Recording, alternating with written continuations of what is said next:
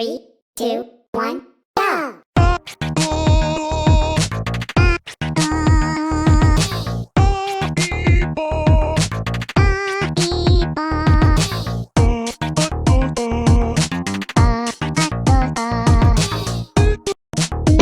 Hello mọi người.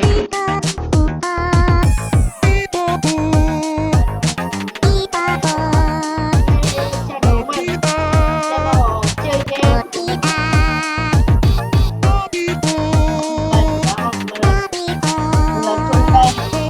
Và hôm nay chúng ta sẽ chơi game Friday Night Funkin.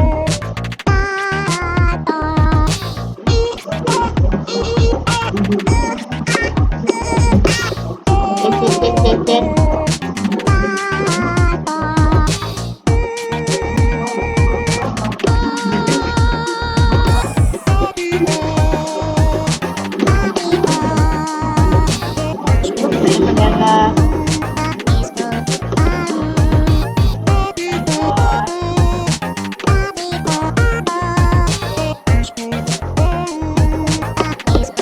Mình đang bài đầu với cách đi. Ok. 3, 2, 1, go! Ở độ co ho.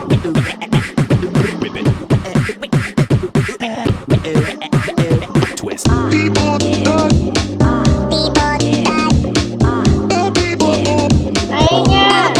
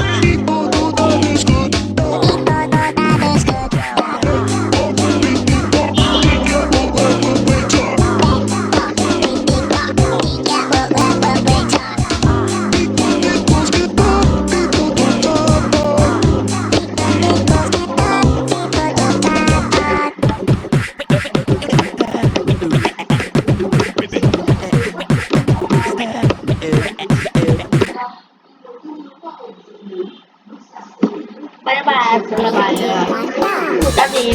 Rap battle.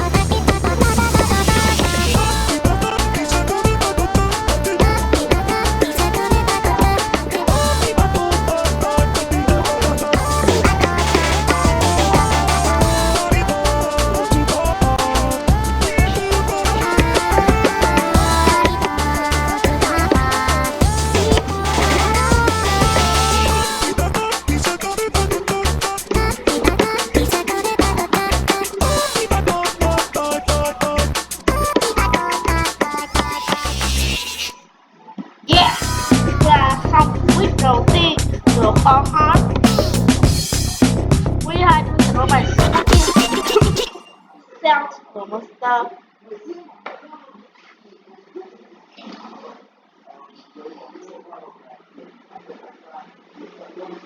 Three, two, one, go!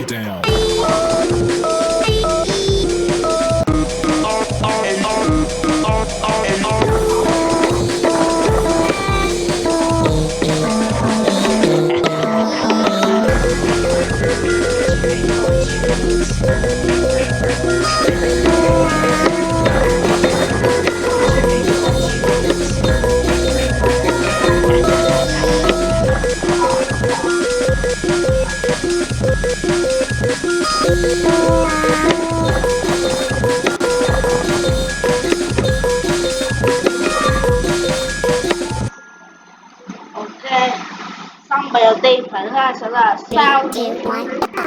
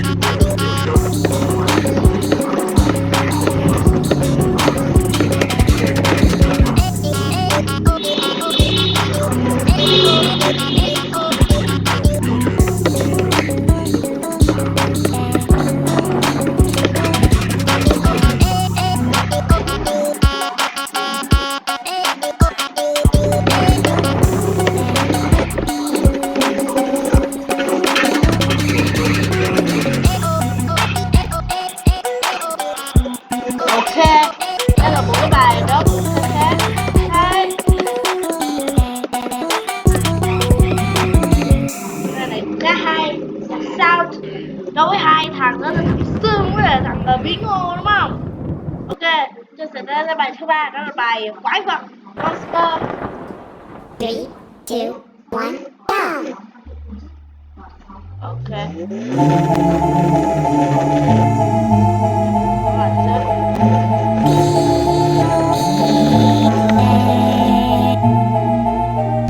Guess it's time you've Quỷ been vậy? bugging all your life.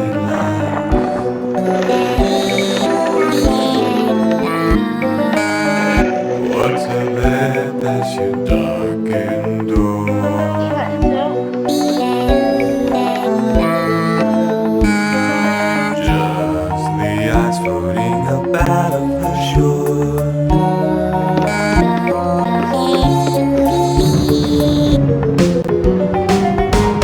Am I now gonna eat your girlfriend?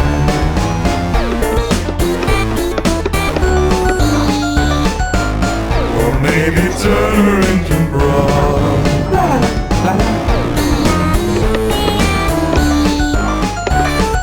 Kill a kid, cut him up, stuff him up inside of my secret meat box.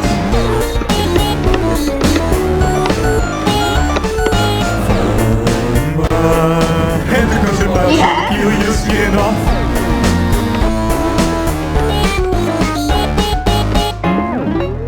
You'll meet your friends. It's all the ambulance. Call to the night. To the werewolf. Give all your blood to him. Stand under the warm street light. Let yourself be hypnotized. Ok, đây cũng có một cái bài có cái tiếng người khóc. It's just a little snack. And so is your girlfriend.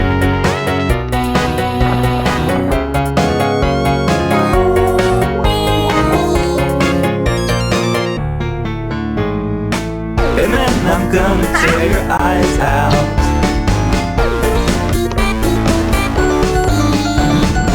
And then I'll boil your girlfriend.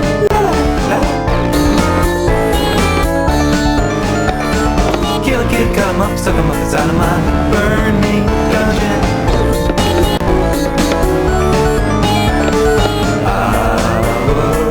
Give you guys a little break, but I'm not Satan.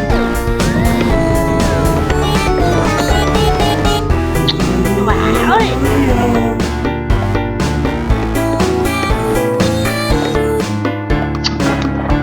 Thế ảo ảo mà tại sao con Monster này có thể nói tiếng người thiệt luôn ấy. Ok, và đây là bài thứ tư. Với thứ hai trước thứ ba đó là tutorial nữa nhé. Là tutorial, cái bài này cũng là một cái bài quen rồi.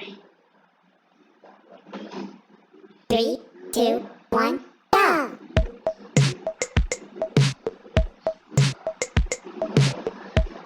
Hay đấy. Làm gì? Left, right, left, right. That's how you do it. Up, down, up, down. That's how you do it. Left, up, down, right.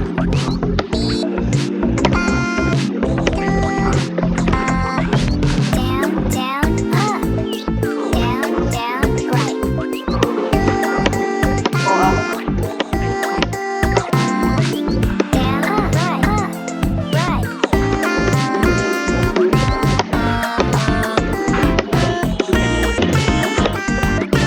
Có đoạn này nè các bạn, có một cái đoạn khác nữa nè. Đó. Đó. Cái này đó. Cái đoạn mà nó cái kiểu sao sao ấy. Rồi thì tôi quyết ba. Pickle. Mình thấy ảo ảo của quyết thứ hai ấy. Ok, chúng ta sẽ bài Pickle. Tăng đậm.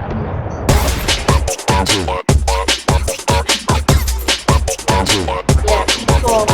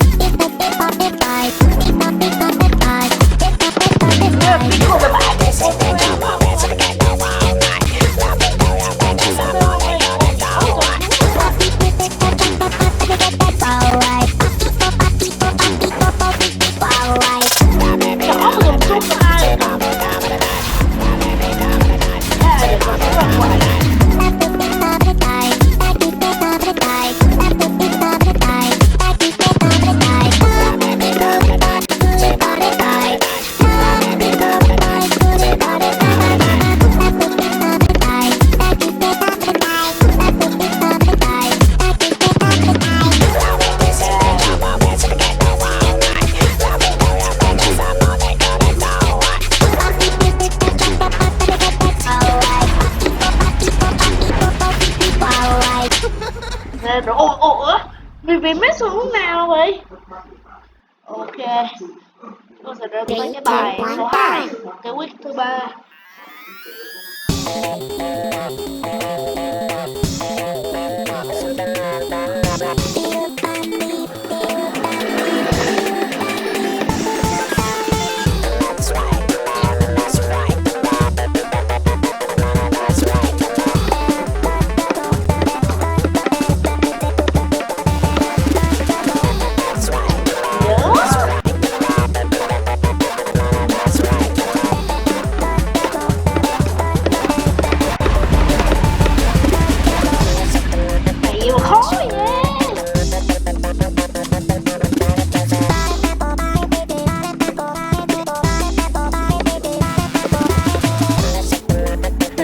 Cảm giác nó xong cái nó thương này là cái kiểu này á.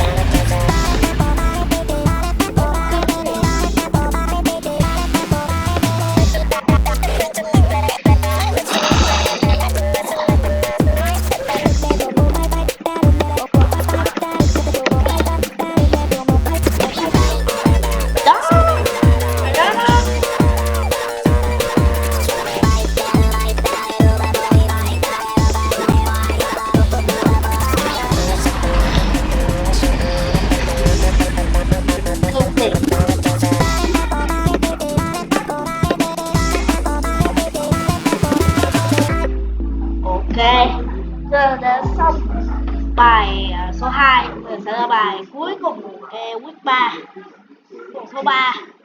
Ok. 3, 2, 1, go! Ủa tiếng ma hả?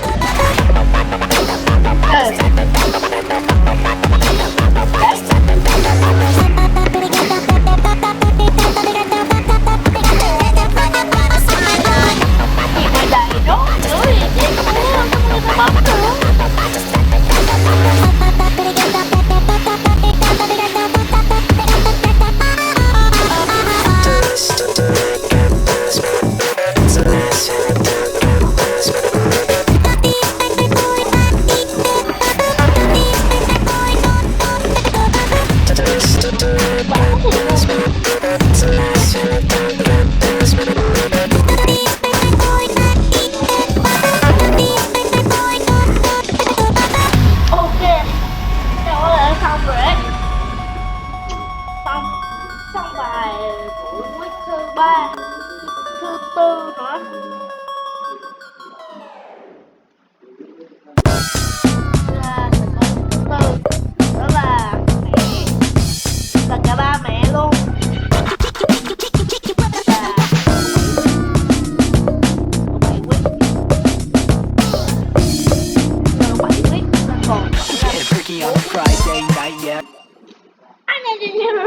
Tại sao tôi lại chọn normal nhỉ? Why I choose normal? 3, 2, 1, go! Từ từ. Tại sao tôi lại chọn normal nhỉ? Ok. Đối với mommy. 3, 2, 1, Rồi go! mẹ đúng không?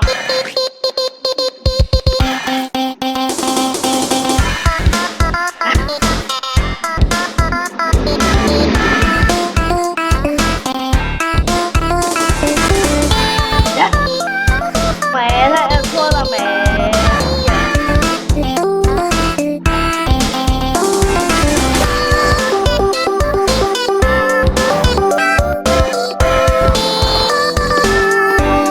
Đậu cả hai thương nha.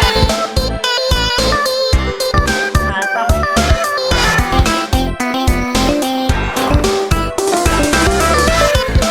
Xong.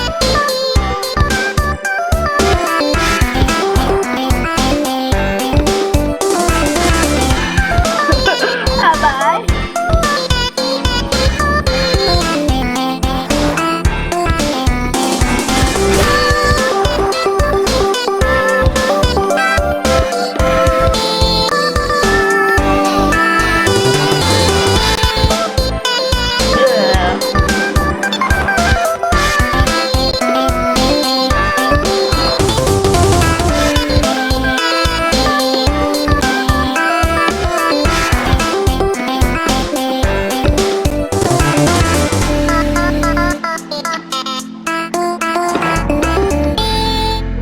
Ok, bài đầu tiên đã xong. Chúng ta đã xong bài đầu tiên của mommy. Bây giờ sẽ là bài thứ hai của week thứ 3, ba, 2, week thứ 1, tư. go!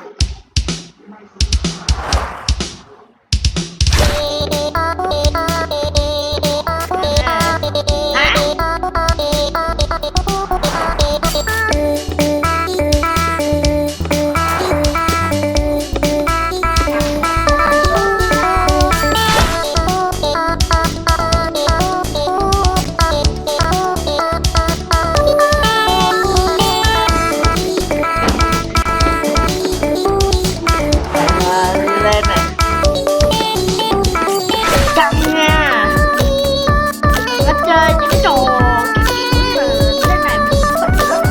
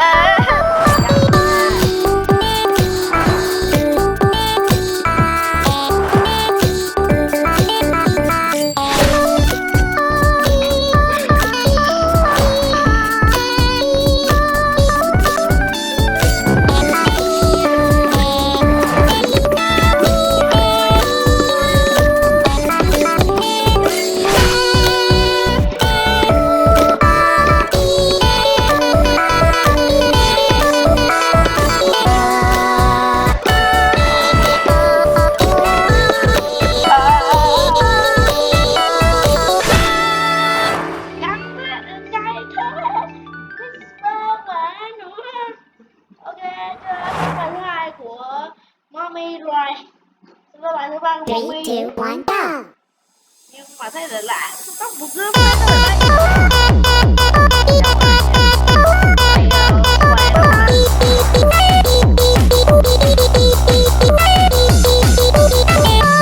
Tóc của girlfriend mềm quá. Tóc của boyfriend nữa hả?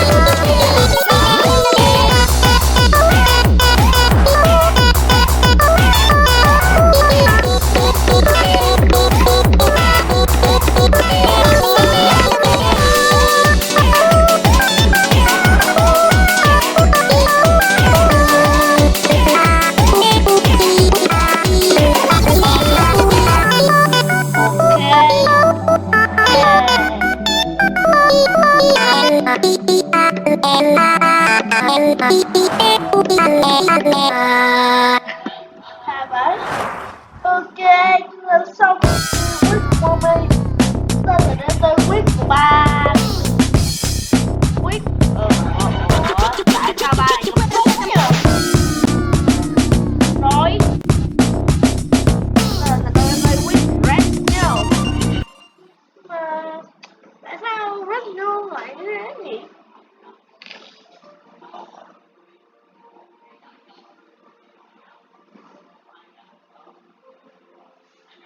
Ok, chúng ta đã xong. Bây giờ chúng ta sẽ đến tới quyết của ba. Còn hả? Thế nhưng mà có nhà chọn nhầm đồ khó không vậy? Từ từ. Đúng rồi, cái đồ khó. Trời ơi. Không để ý. Rồi.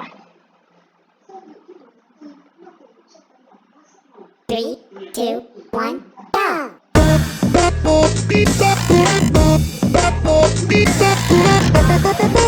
Gì hả?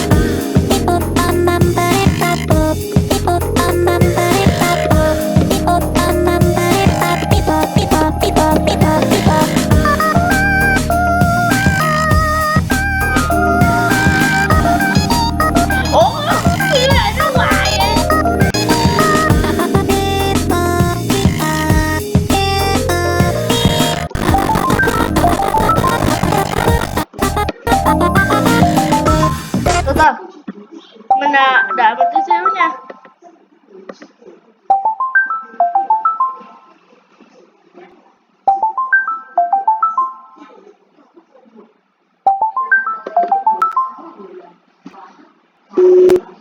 Ok, mình nhớ mùa thoại cho nên là các bạn mình sẽ không thể cắt được cái đoạn này cho nên là các bạn hãy đợi cho mình tí xíu nha. Ok.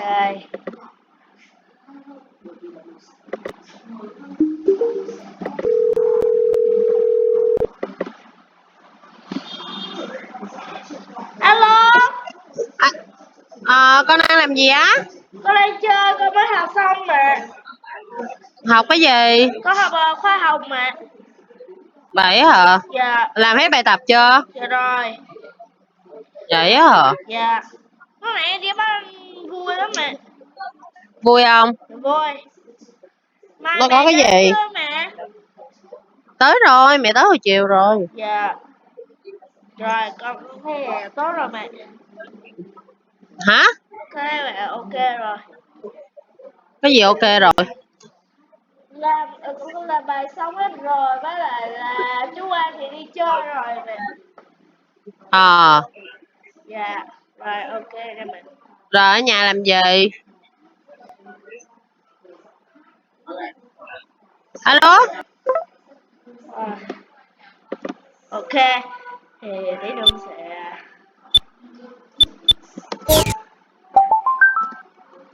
nữa hả? Ghê, đăng nhập hai bên. Dạ. Alo? Rồi con học Dạ. đang nghe cái gì á mà ồn vậy? Ông đang cái thời sự.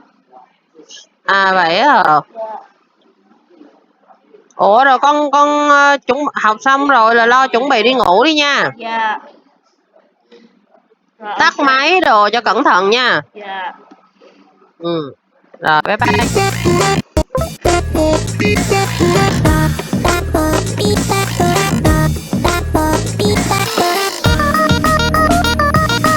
Gì hả?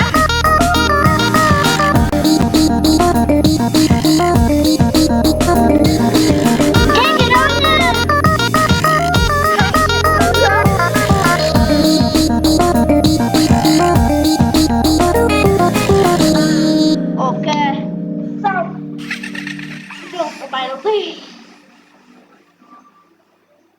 Ok.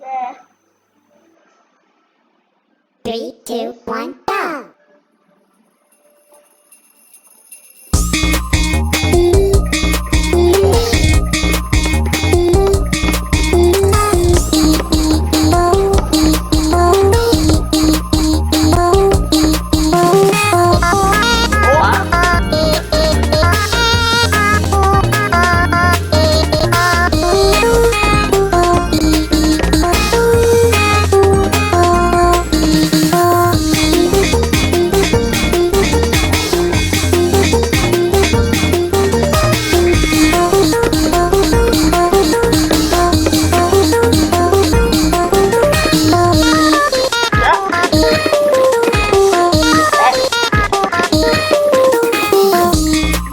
Đó, khi mình giữ một bên cái thì nó vẫn như vậy.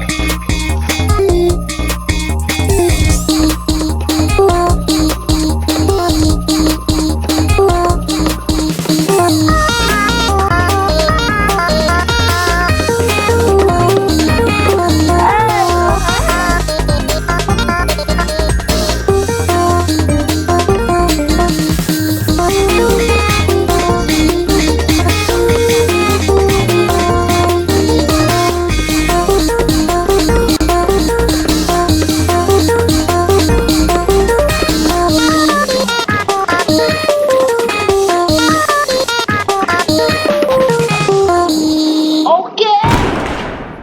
Ủa, giờ tối rồi. Ủa, vậy là xong rồi hả? Sao là tối rồi? Ủa gì vậy? Hả? 3, 2, 1, Cái go! gì vậy? Ảo vậy? Your skin is freezing. And let me help you take it off.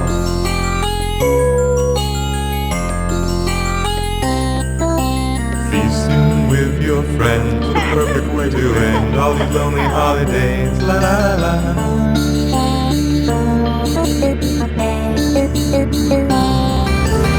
You can take a piece of your rabies and vivisect your mind.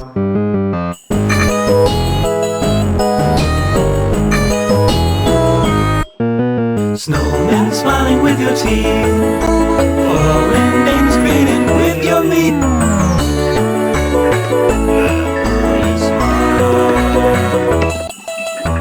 Cutting about size, make you till go round. Some you with spices, serve two friends around. Separate you from your eyes to grow inside, burn your fingernails.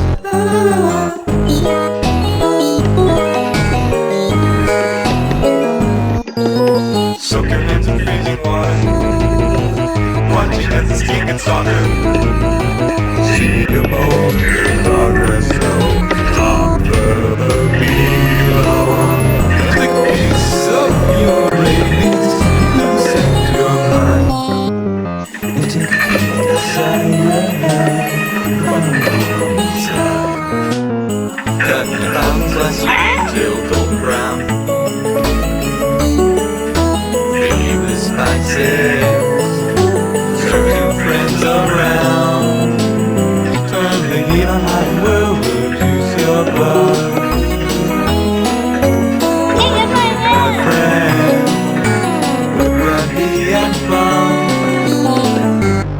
Ok. Không khó. Mà mình thích nhất là kiểu này. Ok, thứ 6 và chúng ta còn 2 week nữa. Rồi chờ week thứ 6. Một anh chàng chơi game hả?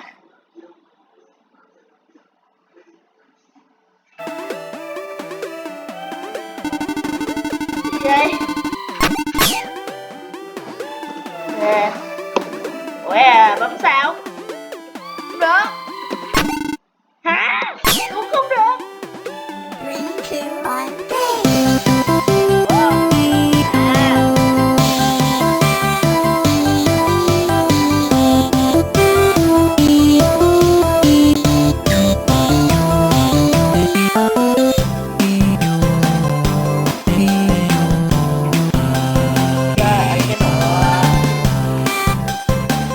À.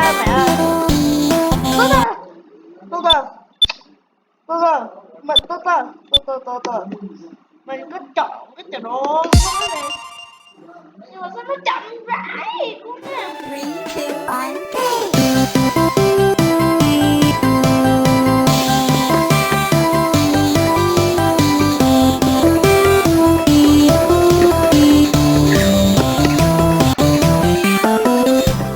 Sao mà lỡ vậy thôi cam quá à.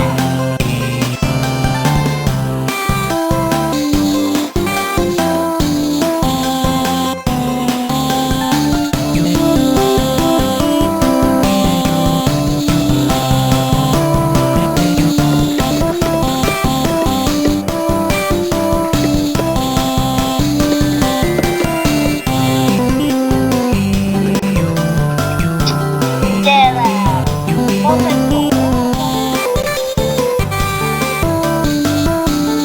chè đây là chữ em thì chưa đúng không?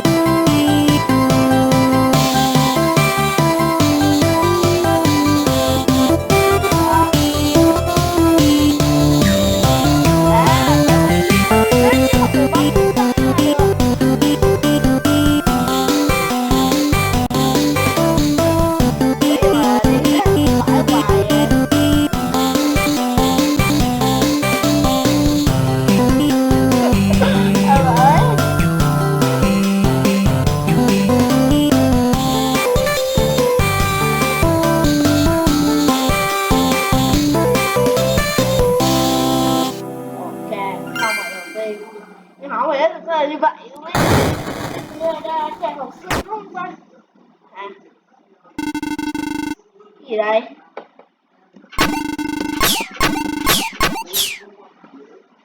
Cha chàng tức giận quá rồi.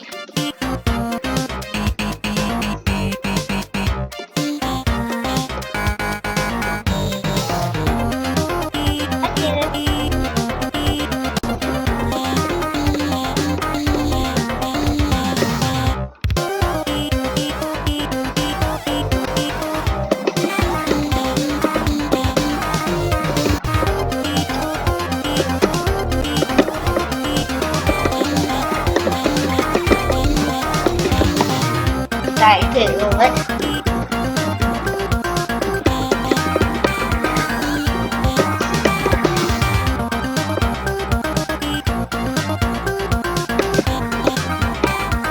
Ủa? Trời bảo bây giờ mình vướng á.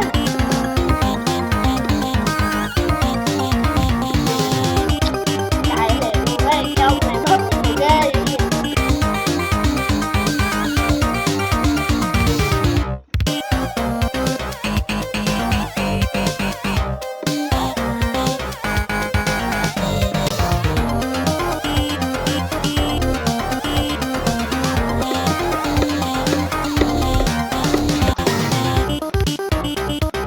Ghê vãi.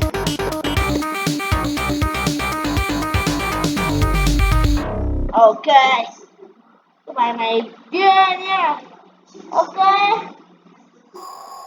Ủa, rồi sao mà nó đỏ đỏ rồi? Ủa?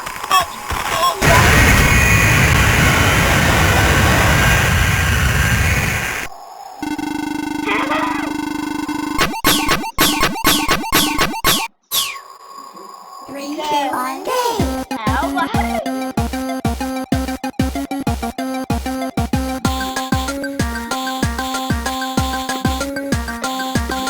Ê, kiểu Hollywood nè. Đúng nè.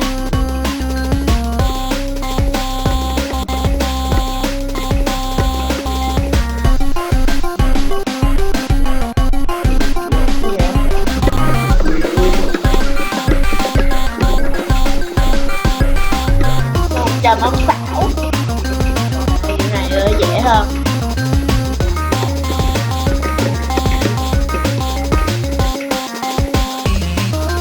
Ghê vậy.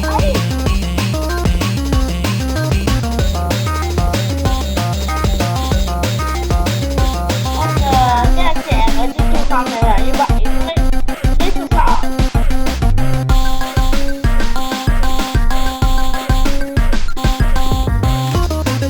Mày hát như mà ghê, chậm chạp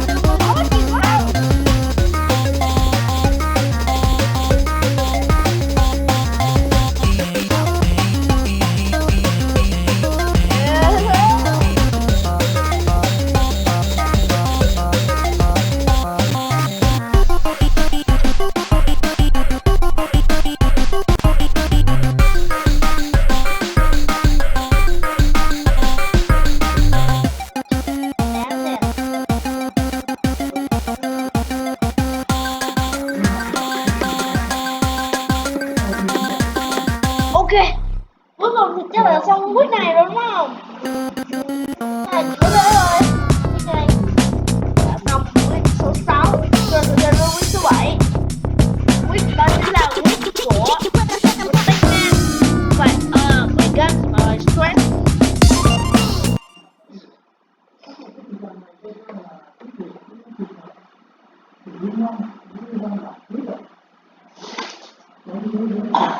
Well, what do we got here? Hả?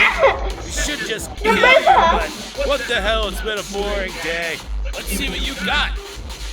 3, 2, 1, go!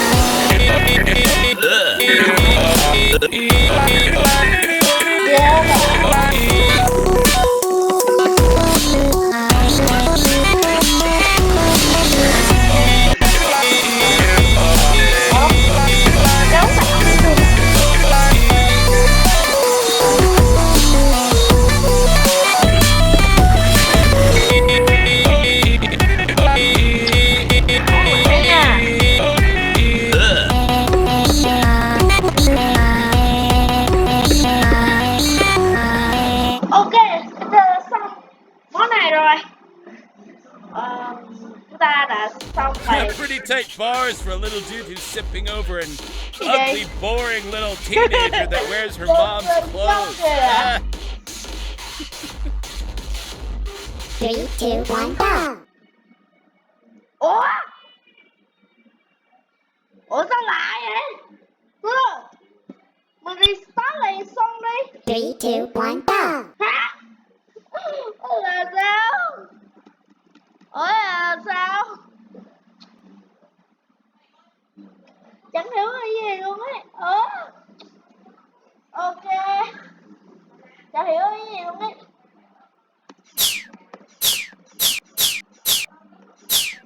Thôi, mình exit đi. Exit. Ok, mình sẽ tạm thời bỏ qua cái món này.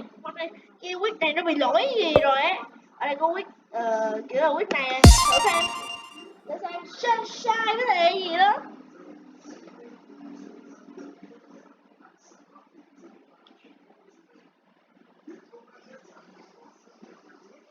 Three, two, one, go!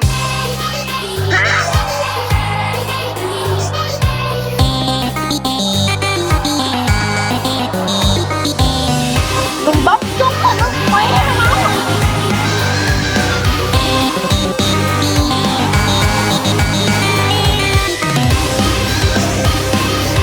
Nó sẽ là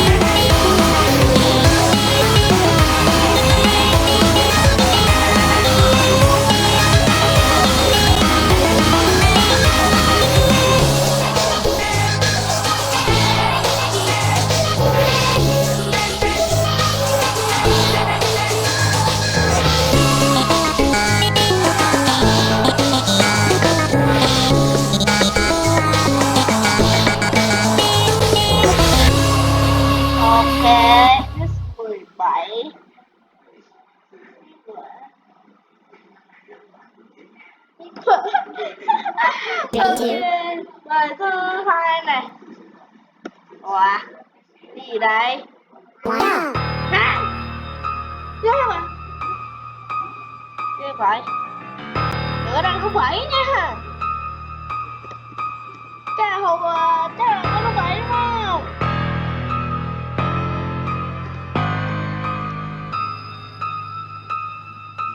Rồi xong có bút gì vậy?